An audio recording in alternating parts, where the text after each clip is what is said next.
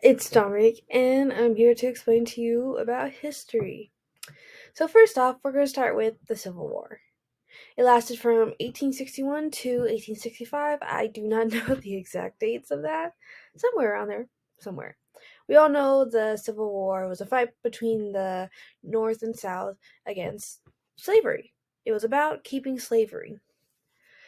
And that's where the Emancipation Proclamation came in. But we're going to talk about that later. Right now, we're going to talk about what came after the war. The next three amendments: the 13th Amendment, the 14th Amendment, and the 15th Amendment, and then the Dred Scott case that came after that, which lines up with the Emancipation Proclamation. So the 13th Amendment gets rid of all slavery or involuntary servitude unless it's a crime, unless they got it for a crime, in which case it's a duty or a debt. And then the 14th Amendment, which allowed for anyone naturalized or born in the U.S. to become a citizen, which led to the Dred Scott case and part of the Emancipation Proclamation. The 15th Amendment allowed for any black or African American male who had not committed a crime or had any sort of record on them to be able to vote. Now, the thing is, why I'm mentioning this is because of the Dred Scott case. The Dred Scott case, moreover, in a quick summary, was that anyone who was a free or had escaped before the Emancipation Proclamation and the 13th Amendment was not considered a legal citizen of the United States, which kind of sucks because a lot of them were still in the North or born in the U.S., technically making them a United States citizen. So kind of double standard. But this is actually what I believe led to Du Bois or Ida and their beliefs. More so Ida because, again, double standard. If a white person that was born in the US and was, a white person, like a white, British white, would be allowed to have a citizenship, even if they live somewhere else, or from Canada or anything. They had been born in the US and had proof of it, they would still have their citizenship. But because they were African Americans, and let's say around this time, because Florida had a lot of Spanish people from what I can remember, Mexicans, or anyone that was in servitude and was free and left, they would no longer have their citizenship, and because it doesn't make sense. But with Du Bois wasn't born into slavery. He was actually born a little bit after it, a little after the Emancipation Proclamation and everything, all that, after the war. So he never really got to experience this. His mother did, and his father, who we don't talk about, but his mother didn't. And his mother did, but he didn't. And it's probably what shaped his beliefs. Now, the thing about Du Bois and Washington or so, they have very different upbringings. Du Bois was someone who was able to have an education, a very high one. Heck, he even went to Harvard, which now is Ivy League school. But the thing was, everyone provided for him. Churches, schools, people who just believed Du Bois could probably do it. They provided for him. Unlike Washington, who was born into slavery, and after slavery was done and everything, had to work in the mines, get a basic education or so. Their beliefs are actually influenced by the Dred Scott case, mostly because, similar to Washington's belief, it could easily be taken away if they get involved. Washington's more so beliefs was their skills and labor, and so he believed that as long as they were left alone, there would be no harm done. And I could see why he would believe that. They had been so long where if you'd done a simple task as an African American or anyone who was an immigrant, you would get punished so severely that you probably would lose everything. He had to work so hard to get what he wanted. That's why he always believed that if we were left alone, we could keep what we wanted. Du Bois, though, who in some cases was given everything, Okay, not that. He was able to get what he needed to in his education further it. Like, he believed that only the higher education, the higher 10%, would be able to change what they wanted to. Kind of stuck up. I mean, college now. Boom. Yeah, no. Yeah. But still, this kind of belief actually is kind of what pushed him away from others. He believed that as long as they were higher educated and only the top 10% could rule, or, well, actually, yeah, it does sound like that, to rule. Why would this not come true? Because not everyone would be able to do what he did. Again, 10%, more like 2%, 1%. Because of all the discrimination, segregation that would later come, but still had been around, will be around for a long time. Because of all that, no one is really going to be able to do that realistically. Maybe today, yes, but realistically, no. No one's going to be able to do that. Washington's, on the other hand, the more skills and labor, is actually a common belief nowadays. More so, you work for what you earn. But more so, his belief on being separated would actually lead to more. No. They both were inspired by the Three Amendments and the Dred Scott case in their own ways. But this is what also changed them to be different, to more so clash from each other because of their different upbringings and different educational structures. That's why they have such a big fight. Because if they were switching each other's shoes, would their beliefs be switched? Probably. Now, on to everyone's favorite age, and I want to say favorite TV show? I don't know, I don't watch TV that much. Maybe. I watch YouTube. The Gilded Age. Sorry if it says discussion, I just copied and pasted. If you actually were to go onto it, it would say the YBC thing. But anyways, back to this. More so, the Gilded Age wasn't the best time. It was more so you step on over each other and your workers to get ahead. That you do whatever you can to get as much money as you can. This was actually the time where the president was bribed. Yeah, so not a great moment in American history. It lasted from 1970 to 1900 to the very beginning of 1990. And a lot happened here. We got unionized, the populist movement, which didn't last long, is not another party. Racism, immigration, xenophobia. But before we get into all that, let's talk about gilded. Gilded means covered in gold. We actually interpret this into what was happening in this era. It seemed that everyone was in this big old gold mansions, everything looking nice, proper, something you would see in a rich person's home. But then what's underneath it? Because if it was actually gold, it would be full gold and not gilded. Because underneath all that covered gold is poor labor laws, actually no laws, poor labor conditions, the misusage of workers, and sabotage, bankruptcy, murder with the people that actually killed their rivals, and corruption. Yeah, that's why it's called the Gilded Age. Because everything that's covered by gold and money hides something underneath. And the reason I say this led to segregation is because the more so what we see in segregation is people of color. Right now, I'm light because I don't go outside. But if I do, I actually get very dark. I would actually be considered, back then, a person of color when segregation was around. Because I was still colored. I still had darker skin.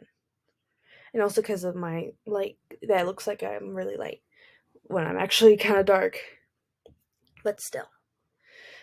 And a lot of things, let's say Mexicans or anyone who's an immigrant, the whole thing is they're going to steal my job. And back then, you're replaceable. No one cares about you. You're literally paid a penny. Well, in today's standards, a penny.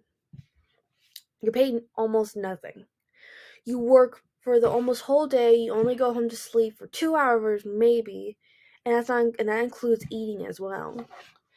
You are not cared for. Your working conditions suck. You can die at any moment, and no one cares. Certainly, your boss doesn't care. I can tell you that. You're replaceable. So people who come in and can easily take your jobs won't care at all about anything because they just need the money. They're going to steal your jobs, quote unquote. And that's why what actually, I believe, led to segregation, the xenophobia, and a bunch of racism, especially when we start expanding west. But oh no, between this time period, it was awful. Anyone could do anything. No, there was no law enforcement. There's no enforcement of the law. Of you should be able to have your rights protected or so, because no one cared. No one was able to do this. It was always the rich people controlling it, in this sense. Like, I mean, look at these fat men. They have a bunch of stuff in there. They're all controlling it. They're controlling every little thing. But the reason I say also xenophobia on this is because most likely the fear of losing their job actually led to them resenting immigrants or indigenous people that they stole land from. Or just anyone who was set free and need work that could steal their job. This was the boom of industrialization. Metal, wood, cotton, mills, wheat, all this was being manufactured. We were able to get a big old trade boom in all this. But at what cost? Well, we lost a lot of people to this. Children mostly, because they were working the mines. Women were actually allowed to work because they needed to. Then the Populist Party. The Populist Party most likely was more so to workers. Didn't really last long, as we don't see it now or so. But still, it was more so granted to workers, try and get unionized, do 8 hours to 10-hour shifts, get paid a livable wage, and actually be able to support families. Women weren't allowed to do what they usually would do. They would still work in mills and cotton mills and all that, but they wouldn't do factories or so that men would do. And children and child labor laws were put in place, which is why I can't work. Just joking now. But still, wasn't a really good time. I mean, the whole history we're talking about is not really a good time, because soon Lynch is going to be coming. Which I don't actually know how long it started ago, because it could have started forever ago and barely ended just maybe less than 100 years ago, which is really sad. Now, myth of the frontier discussion. The Turner thesis. Thesis. I said thesis. Ugh. Which we could say is the ship of Theseus type of ship of Theseus kind of thing. But no, Turner thesis.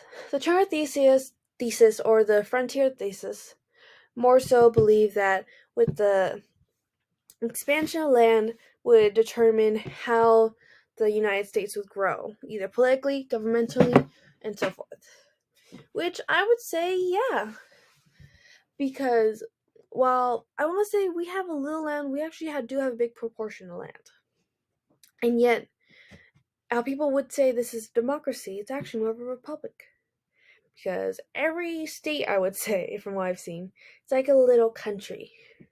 Has its own government, senators, all like that control it, help it, vote, and so forth. And that's how it's able to stay in control, sort of. Because they allow every single state to have its own laws and rules, but follow a general guideline, the amendments. Back onto that later.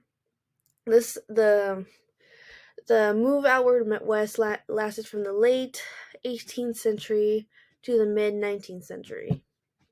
So if we were to put it in perspective, the 1700s to the 1800s. Yeah. Now this is more so, I want to say labor versus indigenous, or labor equals indigenous. Yeah. So the way how the labor force was treated in the Gilded Age, I want to say is the same way the indigenous people were treated as well. They were treated as low. They weren't really given livable conditions, as we would see in the Chief Joseph reading. And they were treated as if they were just replaceable. They really weren't taken care of.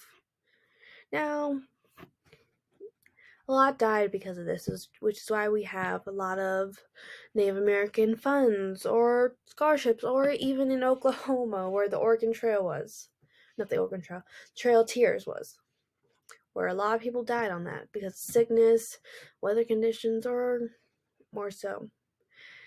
They were treated as the enemy again, which is why I believe segregation and racism was started with the Gilded Age, because of that mentality of I can lose everything if these people try to take away what I'm working for.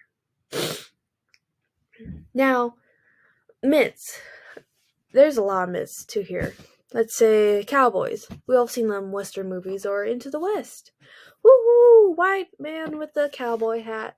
Yeah, no, there's actually a lot more. I would say Mexicans, Native Americans, African Americans, more so indigenous people, or more cowboys. And even then, I don't even think they were paid, if I remember correctly. I don't think they were. They just did it. Not everyone rode horses. Mostly it was the Native Americans, as that's actually what we traded in a lot back in the days. But another myth was the Indian Wars. Honestly, these wars were more so caused because of mistranslation, what they saw as threats, which were Native American tribal dances for simple things as either celebrating the good harvest or finding or a good hunt. They shot and killed many of these people because of what they saw and thought was a ghost, something a ghost or evil spirit. We treated them awfully, and for no reason. There were some tribes that did show aggression, but even then, that was very few. A lot of them did try to make deals, which we see in Chief Joseph's speech. He says how many people promised him good things, good land, good food, blankets, just good supplies, and they were never brought up. How many of his people died in numbers during the days, and how it broke his heart how he couldn't do anything for them because they were treated so awfully. He really just was heartbroken the whole time watching those he swore to protect die because he really couldn't do anything at all. Now, the treatment didn't stop. It actually led into the segregation, as they were taken as treated as people of color as well, even if by the terms of color they technically weren't, because it was only for African Americans, but technically it was. It's actually where the term Black Irish came from a lot, but still. Yeah. Now, onto the Jim Crows. We have another left. Jim Crows. This is just a big old double standard. These laws were more so created because of the influx of African Americans moving into white neighborhoods. And let's just say white people didn't like that. So, this is what led to the Plessy versus Ferguson case, which is more just a big old setup of showing the whole double standard thing, how segregation was. In the end, it stayed, but with the terms that the segregation terms would be equal bathrooms or equal treatment bathrooms, so they would be the exact same thing, just separate, like men's and women's kind of. Same eating places, same schools, all that. But who's really going to regulate that? It's like the Prohibition era. No one's going to constantly regulate if you drink alcohol or not, because they can't really stop you. No one's enforcing it. So that's what led to awful treatment of colored people. And these laws these standards actually led to Ida Wells as well. Not just the 13th Amendment, but also Jim Crow. They lasted from 1877 to 1950. And they were more so just a way to create segregation between colored and white. Which doesn't make any sense, but still. Now, lynching. Lynching was like a big old celebration, like, woo, bar mitzvah, woo, quinceañera, woo. But it was almost every single day, and it was to celebrate the killing of almost innocent African Americans. Yeah. So if you ever read To Kill a Mockingbird, you would know this story about how a black African American was killed because he tried to run away from prison, even though he was innocent of raping a white woman. Yeah. Actually, again, what led to Ida. Still, these laws were awful. They're just pretty much a way to keep people in control. And we'll talk more about them with Ida. Or Ida. I don't know how you pronounce her name. I think it's Ida. I'm just going to say Ida because that's the name that comes to mind. Ida, again, double standards. She was a journalist, actually, who, in the little paragraphs we read, talked about how lynching was treated as a sport or a community celebration, and it would be advertised in towns, on trains, and everything, and people who didn't attend would kind of just be shunned out because. And they would take pictures. They would collect pieces of the people and keep them as souvenirs, whether they were ears, toes, pieces of skin. They would collect them and treat them as trophies, artifacts. And they would take pictures of the people posing from the lynching, and police wouldn't be able to identify who was a part of it. Again, like Prohibition, no one really had any control, no one even tried to enforce it. She more saw lynching as a mentality as a way to keep them in control, keep them themselves in power. This is actually where sundown towns started. I don't actually know when they fully started, but they were a big part of the time. Sundown towns were if an African American person was in the city border after sundown, they would be killed, hunted, killed, and all that. Even if you were out the border and it was still sundown or so, you would probably still be hunted, still probably be killed. Because, again, who's going to enforce this? Who's going to care? They're going to still kill you because it's fun to them. It's a power high. And it's awful. So in the little paragraphs we read, her story, she says that how one line that actually stands out. If a black woman were to come out and say that she was raped, no one would care. No one at all. But also another little tip she said was that if no white woman was able to do testimony, give evidence at all, and that a black person wasn't able to do trial, the jury would be all against him, there was no way for him to win. And they would torture them to confess that they did it. Sucks, right? That you have no way of being able to defend yourself. You're just gonna die. I mean, you might as well admit you're guilty because there's no way escaping either end. And so you weren't really safe at all. No matter who you were, you just weren't safe at all. And this is just a big old run of racism around her. And it was everywhere. No one cared. No one cared at all. Until they stopped. But for years, white men have raped black women. And also probably white women as well. And no one says a thing. If you were to line up a bunch of mixed people, you could see how many men probably raped a bunch of black women. Probably in the thousands, maybe. Now, imperialism. Again, racism. Really, racism. And maybe colonization.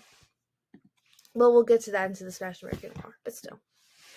Imperialism and the white man's burden. Oh my god, do we really just see ourselves as a high and mighty hey-hoo? If you don't get that reference, you really need to watch Disney, but still. Again, the whole thing of racism. This actually should be after the Spanish American War, but we're doing it like this anyway. So from the whole Spanish American War, we gained the countries or the territories of the Philippines, Cuba, Puerto, or how, since they didn't change it for the longest time, Porto. It's actually how I thought it was said for the longest time before they changed it. Rico. And so on. We also got Hawaii, which was even part of the deal. We just took. But the thing about the white man's burden was we had to we had to educate these savages, these barbarians, and bring them religion, education, political gain, everything like that. We didn't also do it for that. We also did it for political game, and because we wanted to shove it to France in that term and everything else. But still, we saw these people who actually had their own culture, their own society, and everything, who were actually far ahead of us than we were back then, as savages, barbarians, uneducated, not Protestants. They were Catholic, maybe. I don't fully remember this. But in our game, we got an increase in trade, since that was actually where the big port of trading was.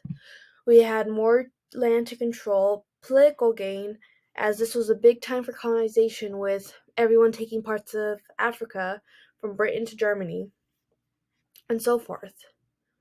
We were awful. Yeah, we were bad. Now, the Spanish American War. It literally lasted 10 weeks. Probably one of our shortest wars, if not, I think, for the. No, we weren't a part of the 100-Day War with Argentina and everything like that.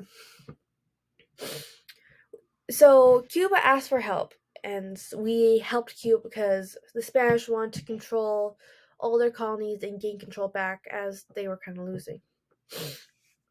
So we helped Cuba. We actually didn't let the Spanish know. They didn't know that they were at war. So we just boom won. We were pretty lucky, actually. But we actually got into the war because the USS Maine got blown. It was caught in an explosion, supposedly, and this was our way to get into the war, as we could easily blame the Spanish. But after we defeated them, we got their territories in Hawaii for some reason. We didn't stop. We got way more territories in Africa and so forth. I think we even got Alaska around this time as well. But this played into our burden, into our supposed white man's burden, that since these people were no longer had something to care for them or control them, we could help nurture them into something stronger, control them in sort of terms. They didn't want that. They just wanted to be freed. And by proxy, even though we freed Cuba, we still controlled it until the 1920s or 50s, if I remember correctly, and so forth. And this was actually known as colonization and imperialism. We did both. We did pretty much what the British did to us, and we were the British in this part. Yeah, we suck for the first years morally. Politically, we did well. We did really well for gaining a lot of power. Morally, no. We suck morally, but still. We were supposedly carrying this big burden around that we need to help these uncultured barbarians to win again, and how these people who were resisting us were the bad guys and we were just the good guys for trying to help them. Heck, Hawaii was even doing better than them, and it's Hawaii. I mean, Hawaii's always nice, so. We're mostly doing it for the resources and to just gain land again. We were really, really just land lovers. Now, to connect the dots or the loose threads, Ida and Du Bois had similar, no, it's actually not Du Bois, more Washington. Ida and Washington believed in double standards, which actually connected them together with the 13th Amendment and the segregation laws, which actually were connected again. And then the segregation laws and the 13th Amendments were connected to the Jim Crow laws, but then Du Bois and Washington and the 13th Amendments were connected together, technically connecting them to Ida, and Ida, who was connected to the 13th Amendments and the Jim Crow laws. And then imperialism, the Spanish-American War, and the Gilded Age, along with the myth of the West, were connected as well. I'm also ending time, and so forth.